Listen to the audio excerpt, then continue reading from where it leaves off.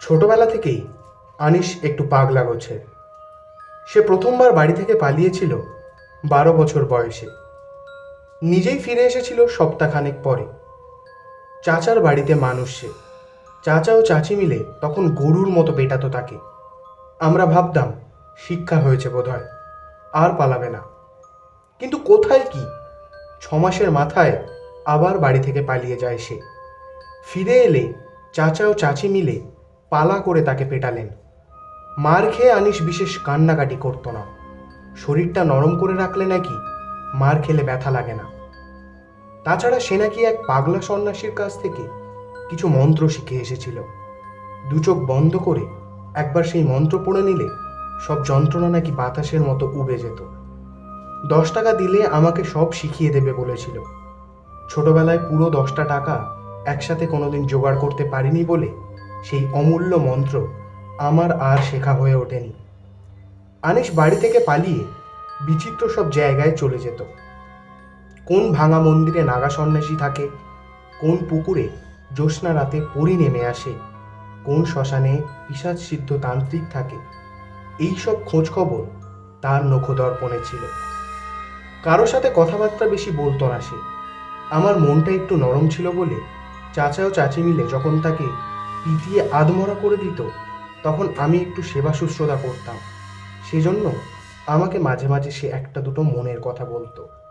সেই আনিসের সাথে আমার দেখা হলো প্রায় বছর 20 পর। কমলাপুর স্টেশনে চশমা পরা একজন মানুষ আমার কাছে এসে বলল,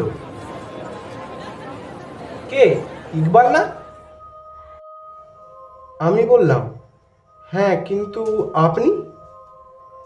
আমি আনিস, মনে আছে? চাচা মেরে একদিন রক্ত বের করে দিল, তুই দূর্বা চিবিয়ে লাগিয়ে দিলি, ইনফেকশন হয়ে গেল তখন। আমি চোখ কপালে তুলে বললাম, পাগলা আনিস?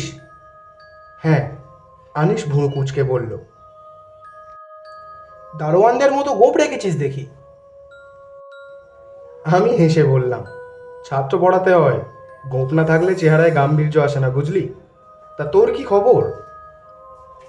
দাঁড়া বলছি, যাবি না কিন্তু খবরদার, আমি একটা কাজ ছেড়ে এক্ষুনি আসছি। আমাকে দাঁড় করিয়ে আনিস চলে গেল। ফিরে এলো একটু পরেই।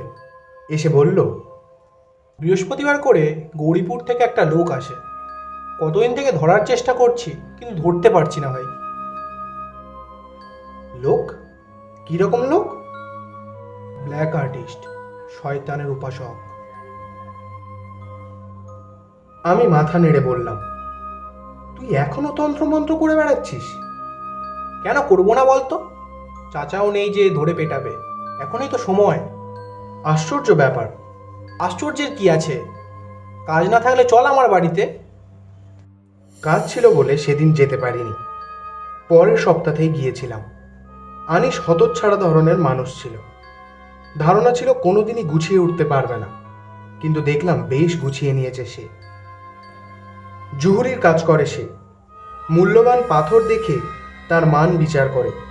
এদেশে হয়তো কদর নেই, কিন্তু বিদেশ থেকে কিছু কিছু মানুষ মাঝে মাঝে তার কাছে আসে। মোটা টাকা দেয় তারা, সেটাতেই তার বেশ চলে যায়। আনিসের বাসাটা যেরকম হবে ভেবেছিলাম, গিয়ে দেখি ঠিক সেরকমই। দিনে কীরকম হয় জানি না, রাতে সেটা সব সময় থাকে আধো অন্ধকার। বেশি উজ্জ্বল বাতি নাকি আনিসের ভালো লাগে না। আনিসের সারা বাসা জুড়ে শুধু নানান আকারের আলমারি আর শেলফ, তার মাঝে নানান আকারের বোতল, বয়াম, শিশি আর বাক্স। তার ভিতরে নানান রকমের জিনিস, বিদঘুটে প্রাণীর ফসিলস, হাড়গোড়, পাথর, প্রাচীন ব্যবহারী বিভিন্ন রকমের জিনিস। এছাড়াও পুরনো বই, পুঁথিপত্র, ছবি, কি নেই সেখানে। আনিসের সাথে নানা রকম কথাবার্তা হচ্ছিল। পুরানো বন্ধুরা এখন কে কোথায় আছে, কি করে, সেটা নিয়ে কথা বলে দীর্ঘ সময় কাটিয়ে দিলাম আমরা। চলে আসার আগে তার আজগুবি শখ নিয়ে কথা উঠল হঠাৎ করেই। বললাম, বাসা দেখি দুনিয়ার হাবিজাবি জিনিসে ভরিয়ে রেখেছিস যে। আনিস হেসে বলল, ঠিকই বলেছিস। কি করবি এগুলো দিয়ে? কিছু কি করতেই হবে, এমনিই রেখেছি, শখ তাই। তোর সব কিছুই কেমন যেন আজগুবি ধরনের। আজগুবি তুই দেখলি কি রে? তাই এগুলোকে আজগুবি বলছিস? গল্পের সন্ধান পেয়ে আমি কৌতূহলী হয়ে জিজ্ঞাসা করলাম, কেন, তুই দেখেছিস নাকি? সারা জীবন কাটিয়ে দিলাম এর পিছনে, আমি দেখবো না তো কে দেখবে? তা কি দেখেছিস? দেখবি নাকি? দেখা। আনিস উঠে গিয়ে আলমারি খুলে একটা ছোট্ট কালো কাঠের বাক্স নিয়ে এলো। আমার কাছে বসে সাবধানে বাক্স খুলে তামার একটা চৌকোনা জিনিস বের করে আমার হাতে দিল। বলল, এটা দেখ, খুব সাবধান কিন্তু, নিচে ফেলবি না। কি এটা? এক তান্ত্রিক সাধু আমাকে বিশেষ স্নেহ করত, সে মরার আগে আমাকে দিয়ে গেছে। কিন্তু জিনিসটা কি বলতো? বলতে পারিস এক রকমের তাবিজ। হাতের মাংস কেটে শরীরের ভিতর ঢুকিয়ে রেখেছিল সে, মরার আগে কেটে বের করে দিয়ে গেছে। শুনে ঘেন্নায় আমার শরীরটা একটু ঘিন ঘিন করে উঠল। জিনিসটা বাক্সে রেখে বললাম, কি হয় এটা দিয়ে? হাতের মুঠোর ভিতরে শক্ত করে চেপে ধরে বলবি, সুতারান্তু। কি হবে তাহলে? বলে দেখ না, কি হবে দেখতে পাবি। আমি জিনিসটা হাতে নিয়ে শক্ত করে মুঠো চেপে বললাম, কি বলবো এখন? সুতারান্তু বলবি, ধরে রাখবি, এটা ছাড়বি না কিন্তু। আমি ধরে রেখে বললাম, সুতারান্তু। আর কি আশ্চর্য, মনে হলো জিনিসটা যেন নড়ে উঠল হাতের ভেতরে, ঠিক যেন একটা জীবন্ত প্রাণী। আনিস বলল, ধরে রাখ, ছাড়িস না। কেন, কি হবে ছাড়লে? দেখ না কি হয়। আমি হঠাৎই অবাক হয়ে লক্ষ্য করলাম মুঠোর ভেতরে থাকা জিনিসটা আস্তে আস্তে গরম হয়ে উঠেছে। কিছু টের পাচ্ছিস? হ্যাঁ, মনে হচ্ছে গরম হয়ে যাচ্ছে জিনিসটা, আর আর একটু একটু নড়ছেও। আনিস একটু হেসে বলল, আর একবার বল, সুতারান্তু, দেখবি আরো গরম হবে। আমি বলে উঠলাম, সুতারান্তু। কি মনে হলো কয়েকবার বলে চললাম কথাটা, সুতারান্তু সুতারান্তু। আর সাথে সাথেই মনে হলো হাতের মুঠোয় যে চাকতিটি রয়েছে সেটা গনগনে গরম হয়ে কিলবিল করে নড়ছে। চিৎকার করে হাত থেকে ফেলে দিলাম জিনিসটা। আনিস লাফিয়ে উঠে হা হা করে বলে উঠল, কি সর্বনাশ, কি করলি এটা? কেন, কি হয়েছে রে? কি? না না, ঠিক হলো না এটা, একেবারে ঠিক হলো না কিন্তু। তোকে বললাম আর একবার বলতে, তুই এতবার বললি কেন? কেন, কি হয়েছে? এটা একবার হাতের মুঠোয় নিয়ে সুতারান্তু বলার পর নিচে রাখার একটা নিয়ম আছে, কখনো হাত থেকে ফেলে দিতে নেই। কেন, কি হয় ফেলে দিলে? তুই বুঝতে পারছিস না, এটা একটা সাংঘাতিক জিনিস। হাতে নিয়ে তুই যখন বলেছিস সুতারান্তু, তখন তুই একটা ব্যাপার শুরু করেছিস। কি ব্যাপার? তোকে বোঝানো মুশকিল। আনিস খুব গম্ভীর হয়ে বলে উঠল, তান্ত্রিক সাধুরা দীর্ঘদিন সাধনা করে নানা রকম অপদেবতা বশ করে। সেই সব অপদেবতারা তাদের ইচ্ছের বিরুদ্ধে তান্ত্রিকদের সাথে থাকে, তাদের আদেশ মেনে চলে। তুই সেরকম একটা অপদেবতাকে ডেকেছিস, সে আসছে, তাকে ফিরিয়ে দেওয়া যেত, কিন্তু তুই জিনিসটা হাত থেকে ফেলে দিয়েছিস। এখন আর তাকে ফিরিয়ে দেওয়া যাবে না।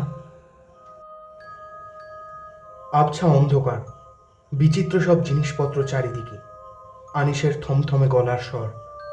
আমি আরেকটু হলে তার কথা প্রায় বিশ্বাস করেই ফেলছিলাম। শেষ মুহূর্তে নিজেকে সামলে নিয়ে বেশ জোরেই হেসে উঠলাম। বললাম, বলছি সেটা আলাদিনের চেরাগ তাহলে? ঘষে দিলেই সত্যি চলে আসে দৈত্য? আনিস একটু আহত দৃষ্টিতে খানিকক্ষণ আমার দিকে তাকিয়ে থেকে বলল, তুই আমার কথা বিশ্বাস করলি না? খানিকক্ষণ চুপ করে থেকে আনিস বলল, সুতারান্তু আসবে। ইকবাল, তোর বড় বিপদ রে ভাই। আচ্ছা, সুতারান্ত কি দৈত্যটার নাম? ঠাট্টা করিস না, সুতারান্তু ঠিক নাম নয়, বলতে পারিস গোত্র। সে আসছে, তোর উপর খুব বিপদ। ভালো, আমি হেসে বললাম। বিপদ আপদ আমার ভালোই লাগে। আনিস একটু অধৈর্য হয়ে বলল, তুই এখন থেকে আমার সাথে থাকবি। তোর সাথে? হ্যাঁ। কেন? তুই জানিস না এখন কি করতে হবে। আমি জানি সুতারান্তু কিছু একটা নিয়ে যাবে, তুই বুঝতে পারছিস না। কবে আসবে সুতারন্তু? জানি না, আজও আসতে পারে, 2 সপ্তাহ পরেও আসতে পারে। আর তোর এই সুতারন্তু যতদিন না আসছে ততদিন আমাকে তোর বাড়িতে থাকতে হবে নাকি? হ্যাঁ। দেখ আনিস, তোর বাসায় থাকতে আমার কোনো আপত্তি নেই। আমি এসে থাকবো কিছুদিন, কিন্তু এখন নয়। তুই সুতরন্তকে আসতে দে, আমি একাই ম্যানেজ করে নেব। ভালো করে চা জল খাবার খাইয়ে দেবো এখন। ইকবাল, আনিস থমথমে গলায় বলে উঠল, এটা ঠাট্টার জিনিস না। তোর আমার কথা শুনতে হবে, তোকে এখন থেকে আমার সাথে থাকতে হবে। সম্ভব নয় রে, আমার যে অনেক কাজ আছে। আনিস অত্যন্ত গম্ভীর হয়ে বলল, তোর এখন আমার কথা শুনতেই হবে। যা যা বলি শোন। তোর কিংবা অন্য কোনো একজন মানুষের জীবন নির্ভর করছে এর ওপর। আনিস যা বলল তার সারমর্ম এই: পৃথিবীতে যেরকম মানুষ এবং নানা রকম জীবজন্তু রয়েছে, তেমনি পরকালের জগতেও মানুষের সমজাতীয় প্রাণী এবং জন্তু জানোয়ারের সমজাতীয় বিদেহী শক্তি রয়েছে। তান্ত্রিক সাধু বা নানা রকমের সাধকেরা সাধনা করে পরজগতের এইসব প্রাণীদের সাথে যোগাযোগ করেন। সেই সব প্রাণীদের বুদ্ধিমত্তা বেশি হলে তাদের সাথে ভালো সম্পর্ক রাখা যায়। নিজ জাতীয় প্রাণী হলে তাদের জোর করে বসে রাখতে হয়। সুতরান্ত এমনই একটি নিজ জাতীয় ভয়ঙ্কর প্রাণী, তাকে জোর করে বসে রাখা হয়। সাধকেরা শক্তি পরীক্ষা করার জন্য এদেরকে বশ করে রাখেন। সুতারান্তু নামের বিদেহী যুক্তিতর্কহীন এই প্রাণীটি অত্যন্ত শক্তিশালী। তাকে ভুল করে আহ্বান করা হয়েছে এই মুহূর্তে। আহ্বান করা হলে তাকে আসতে হয়। তাকে নিয়ন্ত্রণ করা না হলে সে একটা বিভীষিকার সৃষ্টি করে।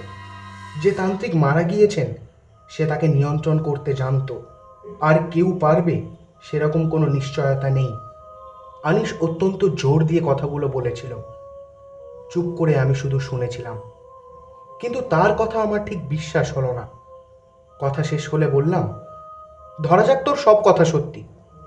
তোর সুতারান্তু ভয়ঙ্কর শক্তিশালী একটা বিদেহী প্রাণী, কিন্তু সে মানুষের জগতে তো বাস করে না, কাজেই মানুষের জগতে সে কিছুই করতে পারবে না। আনিস মাথা নেড়ে বলল, তোর কথা খানিকটা সত্যি, কিন্তু পুরোপুরি সত্যি নয়। সাধক মানুষেরা যেরকম তাদের জগতে যোগাযোগ করতে পারে, এরাও খানিকটা পারে। এদের যোগাযোগটা হয় ভয়ঙ্কর। মানুষ ভয় পেয়ে যায়। ভয় পেয়ে গেলেই ওরা পুরোপুরি সর্বনাশ করতে পারে। আমি বললাম, আমি ভয় পাই না। ভূত প্রেতে আমার বিশ্বাস নেই, তাই ভয়ও নেই। আমি বাজি ধরে লাশ কাটা ঘরের টেবিলে বিছানা করে ঘুমিয়েছি। আর তুই কি যে বলিস? আনিস খানিকক্ষণ আমার চোখের দিকে তাকিয়ে থেকে বলল, সত্যিই যদি তুই ভয় না পাস, তোকে সুতরান্তু কিছু করতে পারবে না। মানুষের থেকে শক্তিশালী কোনো প্রাণী নেই। তবে তোকে দুটি কাজ করতে হবে। প্রথমত, আগামী 2 সপ্তাহের ভিতরে যদি কোনো অস্বাভাবিক ব্যাপার লক্ষ্য করিস, তখন সাবধান হতে হবে। সবসময় তোর সাথে একটা জীবিত প্রাণী রাখবি। এরা যখন আসে সবসময় কোনো একটা কিছুর প্রাণ নিয়ে যায়। চেষ্টা করে মানুষের নিতে, না পারলে অন্য কিছুর। ঘরে খাঁচায় একটা পাখি রাখা সবচেয়ে সহজ। আমি ঠাট্টা করে বলে উঠলাম, আমার ঘরে অনেক মশা আছে জানিস, আর দেয়ালে টিকটিকি। আনিস হাসার ভঙ্গি করে বলল, সুতরান্তু যখন এসে হাজির হবে, তুই বেশ অবাক হয়ে লক্ষ্য করবি আশেপাশে কোনো প্রাণী থাকবে না। কীটপতঙ্গ, পশু পাখি কোনো কোনো ব্যাপারে মানুষের থেকে অনেক বেশি বুঝতে পারে। আর দ্বিতীয় জিনিসটা যেটা করতে হবে সেটা হচ্ছে তা কি শুনি? হাত বাড়া। আমি ইতস্তত করে হাতটা বাড়িয়ে দিলাম। আনিস একটা ছোট শিশি থেকে কি যেন একটা তরল পদার্থ নিয়ে আমার হাতের পিঠে লম্বা করে কি একটা দাগ দিয়ে দিল। আমি একটু অবাক হয়ে বললাম, এটা কি? এক ধরনের কেমিক্যাল রে। তোর হাতের উল্টো পিঠে একটা চিহ্ন এঁকে দিলাম, কাল পরশু এটা স্পষ্ট হবে। উল্কির মতো, তবে ভয় নেই, সারা জীবন থাকবে না, মাসখানেকের মধ্যেই মুছে যাবে। কি হবে এই চিহ্নটা দিয়ে? যদি কখনো কিছু থেকে ভয় পাস, এই চিহ্নটা বুকের কাছে ধরবি, দেখিস ভয় চলে যাবে, একটা শক্তি পাবি। কি জানিস তো ভাই, আমি না এসব তাবিজ কবচে ঠিক বিশ্বাসী নই, বুঝলি তো। না, বিশ্বাস করিস না তো ভালো, সেই জন্যে চামড়ার উপর পাকাপাকিভাবে করে দিলাম। আজকাল হাত একটু জ্বালা করতে পারে, ইনফেকশন হওয়ার কথা নয়, যদি হয় অ্যান্টিবায়োটিক খেয়ে নিবি, বুঝলি। আমি ওঠার সময় বললাম, দেখ আনিস, ভূতপ্রেত আছে কি নেই সেটা নিয়ে আমি তোর সাথে তর্ক করতে চাই না। আর থাকলেও বা, আমি তাদের ছাড়াই জীবন কাটিয়ে এসেছি, বাকিটাও তাদের ছাড়াই কাটিয়ে দেব। আনিস বলল, চমৎকার রে, এই হচ্ছে বাপের বেটা। রিকশায় করে বাড়িতে আসার সময় আমি পুরো ব্যাপারটা ভেবে দেখলাম। ভয়াবহ সুতরান্তু এসে আমাকে সত্যি খুন করে রেখে যাবে কিনা সে নিয়ে আমার ভিতরে বিন্দুমাত্র দুশ্চিন্তা নেই। যে জিনিসটা আমাকে অবাক করছে সেটা হচ্ছে তামার মাদুলিটা, সেটার হঠাৎ করে গরম হয়ে যাওয়াটা, এটা কিভাবে ব্যাখ্যা করি। আনিস হয়তো আমাকে সম্মোহন করেছিল, কিন্তু তাহলে গরম লাগাটা, আমার হাতের তালুতে পোড়া দাগটাই বা হলো কি করে? সম্মোহন করে মানুষের হাতের তালুতে গরম অনুভূতি দেওয়া যেতে পারে, কিন্তু সেটা পুড়বে কেমন করে? ব্যাপারটা আমি ভুলেই যেতাম, কিন্তু ভুলতে পারলাম না হাতের উল্টো পিঠে আনিসের এঁকে দেওয়া চিহ্নটার জন্য। চিহ্নটা আস্তে আস্তে ফুটে উঠল। যখনই হাত দিয়ে কিছু করি সেটা ড্যাব ড্যাব করে আমার দিকে তাকিয়ে থাকে। পরিচিত বন্ধু বান্ধবও বেশ অবাক হলো, এই বয়সে হাতের পিঠে ছবি এঁকে ঘুরে বেড়াচ্ছি দেখে। ব্যাপারটা বুঝিয়ে বলাও সহজ নয়। এভাবে সপ্তাহ দুয়েক কেটে গেছে, সম্ভবত সুতরন্ত এসে ঘুরে গেছে, আমি টের পাইনি। হাতের চিহ্নটাও আস্তে আস্তে মিলিয়ে যাচ্ছে। আমি আনিশকে বেশ জোর গলাতেই বলেছিলাম যে ভূত প্রেতে আমি বিশ্বাস করি না, তবু কয়েকদিন ভিতরে ভিতরে একটু সতর্ক ছিলাম। কে জানে, কিছু তো আর বলা যায় না। এর মাঝে আমার ছোট পিসির বিয়ে উপলক্ষে বাড়ির সবাই দল বেঁধে নেত্রকোনা চলে গেছে। রয়ে গেলাম শুধু আমি এবং জিতু মিয়া। জিতু মিয়া কাজের ছেলেটি, বয়স প্রায় 20-র কাছাকাছি, মহা ধুরন্ধর ব্যক্তি। সুযোগ পেলে জাতীয় পরিষদে মেম্বার হয়ে যাবে, এটা আমি লিখে দিতে পারি। সেদিন সন্ধেবেলা বাড়িতে ফিরতেই জিতু মিয়া একগাল হেসে বলল, ভাই আপনার লাটকের চান্দা দেন নাই, মনে আছে? ভাই মানে ভাই, লাটক মানে নাটক। আমার একটু চিন্তা করে বের করতে হলো। কিছুদিন আগে গুন্ডা ধরনের কিছু ছেলে নাটক করবে বলে চাঁদা চাইতে এসেছিল। অপরিচিত ছেলে, তাই কি নাটক, কোথায় হবে, কে পরিচালনা করবে, এসব নিয়ে একটু জিজ্ঞাসাবাদ করছিলাম। তখন একজন বেয়াদবি করাতে পুরো দলটাকে বাসা থেকে বার করে দিয়েছিলাম। বাড়ির সবার ধারণা কাজটা সুবিবেচনার হয়নি। আমি একটু ভয়ে ভয়ে জিজ্ঞাসা করলাম, কেন, কি হয়েছে? আপনার ঘরে গিয়া দেখেন। বাংলায় অনুবাদ করলে যার অর্থ আপনার ঘরে গিয়ে দেখুন। আমি আমার ঘরে গিয়ে স্তম্ভিত হয়ে গেলাম। ঘরের দেওয়ালে মৃত প্রাণীর নাড়ি ভুড়ি ছুঁড়ে ছুঁড়ে মারা হয়েছে। কিছু এখনো দেওয়ালে লেগে রয়েছে, কিছু দেওয়াল থেকে খুলে নিচে পড়ে রয়েছে। দেওয়ালে বীভৎস রং, ঘরের ভেতরে উৎকট দুর্গন্ধ। আমি রাগে প্রায় অন্ধ হয়ে গেলাম। হাতের কাছে জিতুকে পেয়ে তাকেই দু এক ঘা লাগানোর জন্য হুঙ্কার দিলাম, জানলা খুলে রেখেছিলি কেন?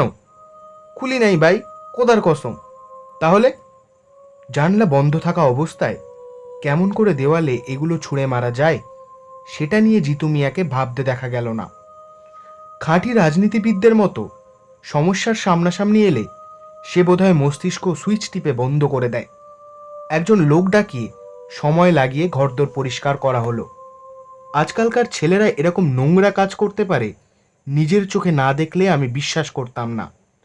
রাতে খেতে বসার পর জিতু মিয়া আমাকে দ্বিতীয় খবরটা দিল। বলল, আমার মশা মারণের ওষুধ একেবারে ফার্স্ট ক্লাস। মা মশা মারার ওষুধ কিনেছেন, সেটা মশাদের বিরুদ্ধে খুব কার্যকর শুনে আমি শঙ্কিত হয়ে উঠলাম। যেটা মশার জন্য বিষাক্ত সেটা মানুষের জন্যেও বিষাক্ত। বিদেশে যেসব কীটনাশক ওষুধ বাজেয়াপ্ত করা হয় সেগুলো রুটিন মাফিক এদেশে পাঠানো হয়। আমি জিতু মিয়াকে বললাম, নিয়ে আয় তো মশা মারার ওষুধটা, সাবধানে ধরবি কিন্তু। জিতু মিয়া স্টোর রুম থেকে ফিনাইলের একটা কৌটো নিয়ে এলো। আমি অবাক হয়ে জিজ্ঞাসা করলাম, এটা মশা মারার ওষুধ? যে এটা দিয়ে মশা মারা হচ্ছে? যে ভাই, বাসায় তো কোনো মশা নাই। কোনো মশা নেই? না ভাই। আমার বুকটা হঠাৎ ধক করে উঠল। আনিস বলেছিল সুতারন্ত যখন আসবে তখন বাসায় কোনো কীটপতঙ্গ পশু পাখি থাকবে না। আমি দেওয়ালের দিকে তাকালাম। লাইটের কাছে একটা পুরুষ্ট টিকটিকি পোকা ধরে খায় রোজ। আজ পোকাও নেই, কোনো টিকটিকিও নেই। আলমারির কোনায় মাকড়সার জালে কিছু নিরীহ মাকড়সা থাকে, সেখানেও কিছু নেই। আমি জিতুকে বললাম, জিতু, স্টোর রুমে কি তেলাপোকা আছে? তেলাপোকা? হ্যাঁ আছে ভাই। কেন? একটা ধরে আনতে পারবি? মনের মতো একটা কাজ পেয়ে জিতু মিয়ার চোখ উজ্জ্বল হয়ে ওঠে। কি বলেন ভাই, পারুম না কেন? জ্যান্ত ধরে আনতে হবে কিন্তু। দীর্ঘ সময় জিতু মিয়া স্টোর রুমের জিনিসপত্র টানাটানি করে মুখ কালো করে ফিরে এলো। অবিশ্বাস্য ব্যাপার, স্টোর রুম আতিপাতি করে খুঁজেও সে কোনো তেলাপোকা পায়নি। আমি ঘরের আনাচে কানাচে খুঁজে দেখেছি, কোনো ধরনের পোকামাকড় কীটপতঙ্গ কিচ্ছু নেই। সব যেন ম্যাজিকের মতো উবে গেছে। তবে কি আনিসের কথাই সত্যি? সুতারন্তু আসছে আজ রাতে, একটা প্রাণ নিয়ে যাবে। আমার না জিতুর? আমার সারা শরীর কাঁটা দিয়ে উঠল হঠাৎ। রাত 11টায় আমি নিজের ঘরে ফিরে এলাম। ঘরে ঢুকতেই আমি চমকে উঠলাম। দেওয়ালে ছোপ ছোপ রক্ত।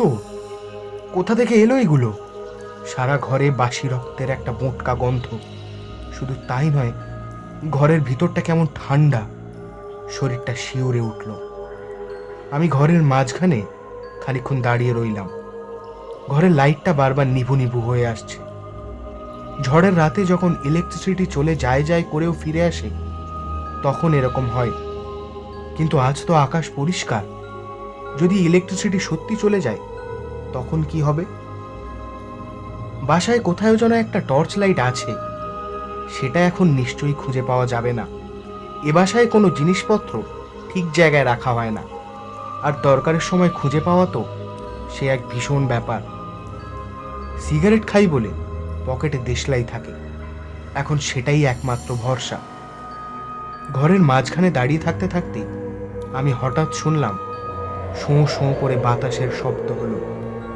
তারপর হঠাৎ সব জানলাগুলো দড়াম করে খুলে আবার বন্ধ হয়ে গেল। ভয়ানক চমকে উঠলাম আমি। আমার জীবনে প্রথমবার ভয় পেলাম। মনে হলো আমার পিছনে ভয়াবহ কিছু একটা দাঁড়িয়ে আছে, এক্ষুনি আমার উপরে ঝাঁপিয়ে পড়বে, ছিঁড়ে নেবে আমার কণ্ঠনালী। তাহলে কি সত্যি সুতরন্তু আসছে? আমি বসার ঘরে গিয়ে দেখি সেখানে জিতু মিয়া চুপ করে দাঁড়িয়ে আছে, চোখের দৃষ্টি কেমন জানি বিভ্রান্ত।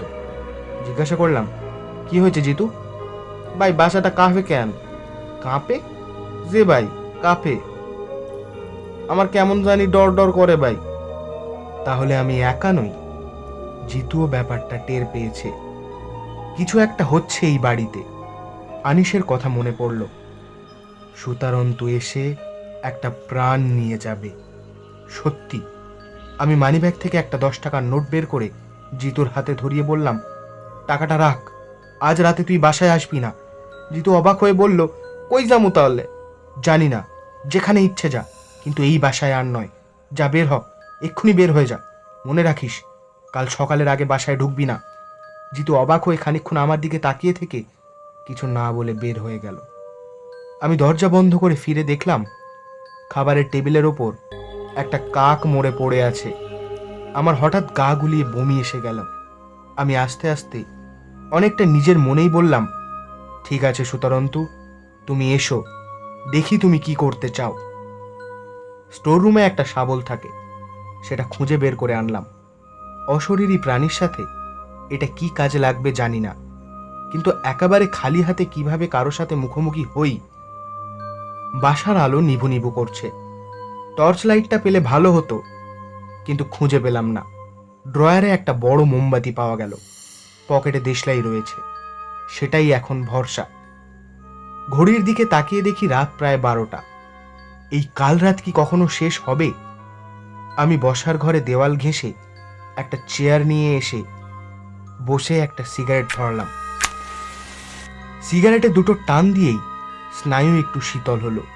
কি আশ্চর্য! এই বিংশ শতাব্দীতে বসে আমাকে সত্যিই অপদেবতা দেখতে হবে। সিগারেট খেতে খেতে একটু অন্যমনস্ক হয়ে পড়েছিলাম। হঠাৎ একটা বিচিত্র জিনিস ঘটতে শুরু করলো। সিগারেটের ধোঁয়া কুণ্ডলি পাকিয়ে আবছা আবছা একটা প্রাণীর রূপ নিতে শুরু করলো। সত্যি দেখছি না চোখের ভুল? আমি ফুঁ দিতেই প্রাণীটা মিলিয়ে গেল, কিন্তু সাথে সাথে ঝনঝন শব্দ করে দেওয়াল থেকে ফ্রেমে ঝোলানো একটা জল রঙের ছবি আছড়ে পড়ল। কাঁচ ভেঙে ছড়িয়ে পড়ল সারা ঘরে। আমি ভয়ানক চমকে উঠলাম। অবিশ্বাস্য ব্যাপার। হঠাৎ মনে হতে লাগলো আমি ছাড়াও ঘরে আর কেউ আছে। ভয়ানক কিছু একটা আছে। প্রচণ্ড আতঙ্কে আমার চিন্তা করার ক্ষমতা লোপ পেয়ে গেছে। অনেক কষ্টে আমি নিজেকে শান্ত করে রাখলাম। দেখা যাক কি হয়। আমি চেয়ারে শান্ত হয়ে বসে আস্তে আস্তে কিন্তু জোর দিয়ে বললাম, সুতরান্তু তুমি যাও, তুমি চলে যাও এখান থেকে। নিজের কাছে নিজের কণ্ঠস্বরটা শোনালো ভারী অদ্ভুত। আর সাথে সাথে বাসা যেন থরথর করে কেঁপে উঠল। টেবিল, পেয়ালা, পিরিচ, টেবিল ল্যাম্প, ঘরের শিকল ঝনঝন শব্দ করে কেঁপে উঠল। আমি দেখলাম লাইটটা ডান দিক থেকে বাম দিকে ঝুলতে শুরু করেছে। তাকিয়ে থাকতে থাকতে হঠাৎ সেটা শব্দ করে ফেটে গেল।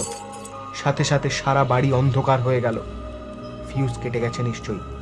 হা হা শব্দ করে সারা ঘরে কি যেন একটা ছুটে গেল। একটা গরম বাতাসের হলকা টের পেলাম আমি। পকেট থেকে দেশলাই বার করে একটা কাঠি জ্বালালাম কাঁপা কাঁপা হাতে।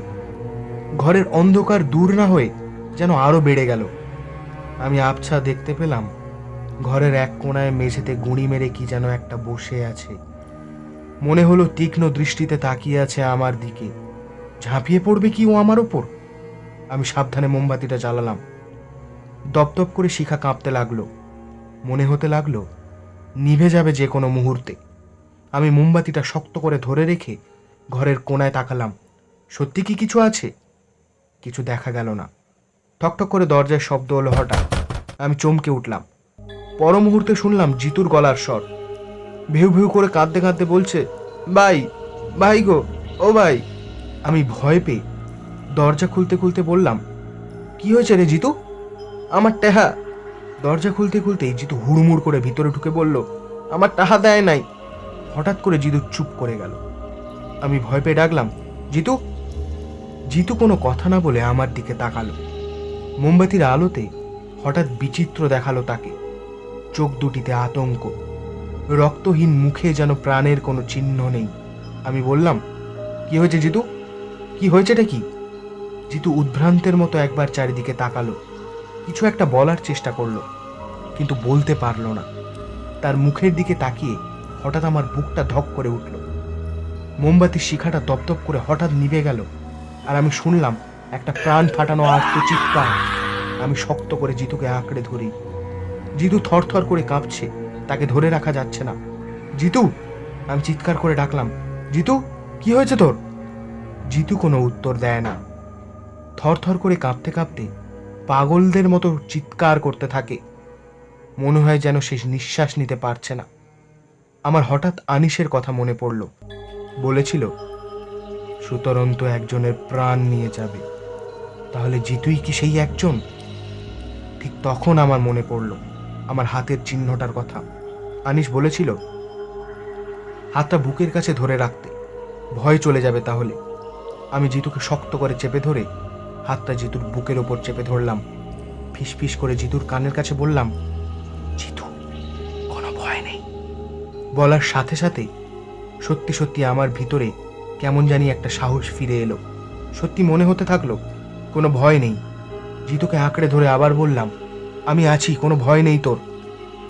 ঘরের ভেতরে গরম বাতাসের একটা হলকা খেলে গেল একবার। দরজা জানলা সব খুলে গেল, তারপর হঠাৎ করে আবার বন্ধ হয়ে গেল। আমি চিৎকার করে বললাম, থাম। ঝনঝন করে কি যেন একটা ভেঙে পড়লো। আমি নিঃশ্বাস নিয়ে আবার চিৎকার করে বললাম, দূর হয়ে যায় এক্ষুনি। কি যেন একটা আছড়ে পড়লো ঘরের মাঝে। জমাট বাঁধা একটা অন্ধকার হঠাৎ ছুটে আসতে শুরু করে আমার দিকে। আমি জিতুকে শক্ত করে ধরে রেখে বললাম, খবরদার। আর কি আশ্চর্য, সেটা যেন থেমে গেল। আশ্চর্য একটা শক্তি অনুভব করলাম আমি নিজের ভিতরে। প্রথমবার আমার মনে হলো এই অশরীরী শক্তি আমাকে কিছু করতে পারবে না। প্রচণ্ড আত্মবিশ্বাস নিয়ে বললাম, যা, দূর হয়ে যায় এখান থেকে, দূর হ। হঠাৎ করে মনে হলো সুতারন্তু সত্যি চলে গেছে, আর কোনো ভয় নেই। আমি তবু চুপচাপ বসে রইলাম। ঘরের ভেতরে আর কোনো শব্দ নেই, শুনশান নীরবতা। জিতু আস্তে আস্তে বলল, ভাই ডর করে।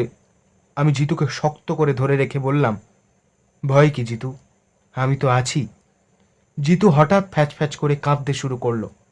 আমি তাকে কাঁদতে দিলাম। বেচারা বড় ভয় পেয়েছে। হঠাৎ শুনি কানের কাছে একটা মশা গুনগুন করছে। খোলা জানলা দিয়ে মশা ঢুকছে ভিতরে। মশার শব্দে আমি জীবনে আর কখনো এত আনন্দ পাইনি। জিতুকে নামিয়ে বললাম, আর কোনো ভয় নেই জিতু, আয় বাতি জ্বালাই এবার।